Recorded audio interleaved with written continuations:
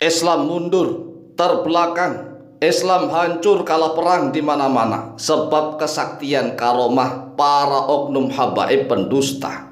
Kesaktiannya kelewat batas. Jadi saking kelewat batas saktinya, maka umat Islam hancur, kalah perang di mana-mana. Perang melawan orang-orang kafir tetapi kalah. Kalah kenapa? Karena ternyata banyak sekali habib-habib yang kelewat sakti. Saktinya kelewatan, tapi cuma di dalam mimpi. Nah, kalau cerita-cerita tentang karomah-karomah habaib yang kelewat sakti itu sering diceritakan di mana-mana. Kemudian pemuda-pemuda muslim Nusantara yang masih hijau, yang masih lugu, yang masih bersih murni, belum kena ilmu apa-apa, mereka akan percaya. Mereka akan terhalusinasi. Mereka akan berandai-andai bisa seperti Habib tersebut. Bahkan nih, seorang pembantu oknum Habib saja saktinya luar biasa, kelewat batas sakti. Coba kita renungkan. Jika para habaib itu banyak yang sakti, ya banyak yang sakti artinya tidak semuanya, tetapi banyak yang sakti.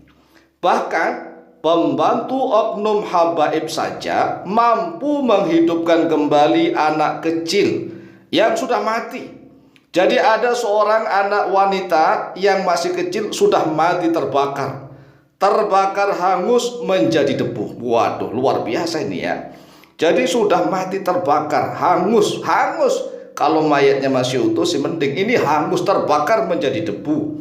Kemudian hidup kembali. Ya hidup kembali dengan dibacakan mantra-mantra yang salah. Karena apa mantranya? Di dalam video yang kami dengar mantranya begini. Ya bintul kutub. Ya bintul kutub begitu. Kutub apa ya bintul kutub? Ya harusnya kan munada mudhof itu ya bintal kutbi begitu. Ya bintal kutbi, jangan dibaca ya bintul kutub. Kemudian lagi ya zaujatul kutub begitu. Ya seharusnya ya zaujatul kutbi. Ya zaujatul kutbi begitu. Kemudian lagi ya ummul kutub, seharusnya ya ummal kutbi. Sudah salah ngeyel pede menceritakan karomah-karomah kesaktian halusinasi para habaib yang meracuni para pemuda muslim di Nusantara.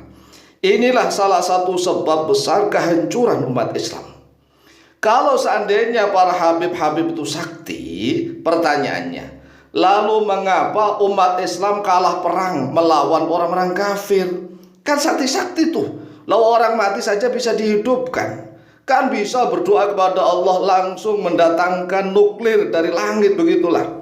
Jangan hanya mendatangkan susu dari langit, hujan susu dari langit, mendatangkan rantai emas dari langit, datangkan tuh nuklir, bom, menghancurkan orang-orang kafir. Coba renungkan, pikir dengan akal yang waras, pikir dengan pikiran yang cerdas.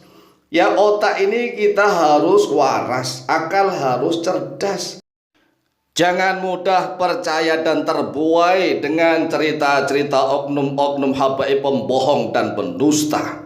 Masya Allah, cerita-cerita khurafat, cerita-cerita takhayul, ilusi, delusi yang meracuni anak-anak muda muslim di Nusantara.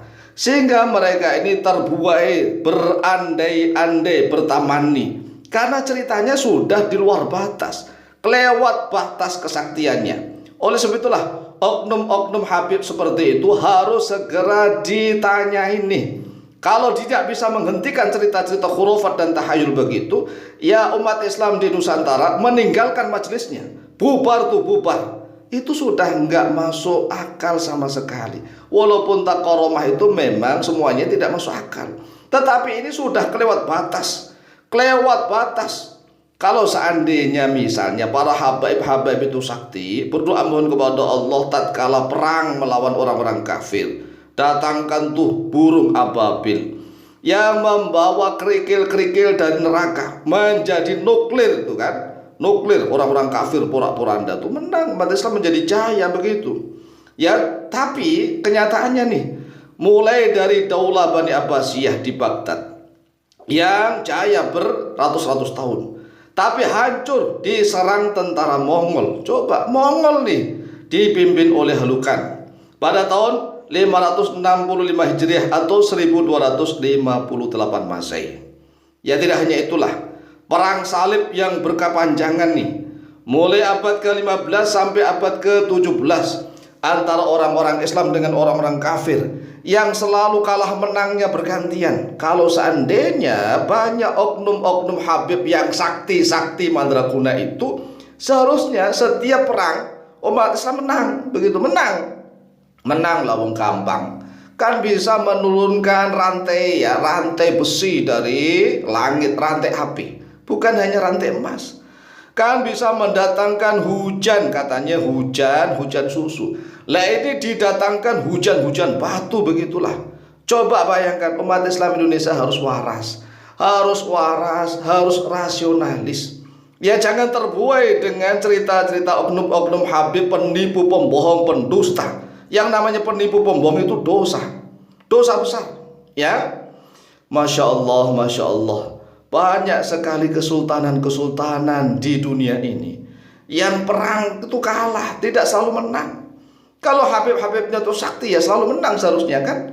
Perang salib saja kalah menang. Selama mulai dari abad ke-15 sampai abad ke-17 itu begitu. Sampai umat Islam itu kalah, hancur perpustakaan Islam diboyong oleh orang-orang kafir, diterjemahkan ke dalam bahasa mereka, bahasa Yunani, diterjemahkan ke dalam bahasa Inggris, ke dalam bahasa-bahasa orang Eropa, sehingga umat Islam akan semakin terbelakang di dalam ilmu pengetahuan. Coba lagi Kesultanan Turki ini, Kesultanan Turki Utsmani yang berdiri mulai tahun 1299 Masehi, tetapi hancur pada tahun 1923 Masehi. Mengapa? Ya karena selalu diserang oleh orang-orang Eropa, orang-orang kafir. Orang Eropa yang kafir itu menyerang Kesultanan Turki Utsmani. Cobalah Habib-Habib yang sakti-sakti itu, doanya digunakan untuk menolong Kesultanan Turki Utsmani, begitulah. Contoh lagi Kesultanan Bani Saljuk hancur, Kesultanan Timuriyah hancur, Kesultanan Delhi hancur yang di India nih. Kemudian Gujarat juga hancur, Kesultanan Mughal di India juga hancur, Kesultanan Perlak di Nusantara di Aceh hancur, Kesultanan Samudra Pasai juga hancur, Kesultanan Aceh Darussalam hancur, Kesultanan Demak hancur, Kesultanan Cirebon juga hancur, Kesultanan Banten hancur, Kesultanan Mataram hancur, Kesultanan Goa hancur, Kesultanan Ternate hancur, Kesultanan Tidore juga hancur, dan lain-lain, banyak sekali kesultanan hancur. Kalau seandainya para habaib itu sakti-sakti, seharusnya kesultanan-kesultanan ini tidak boleh hancur, begitulah. Maka kita harus berpikir waras, berakal yang sehat. Demikian wallahu ta'ala.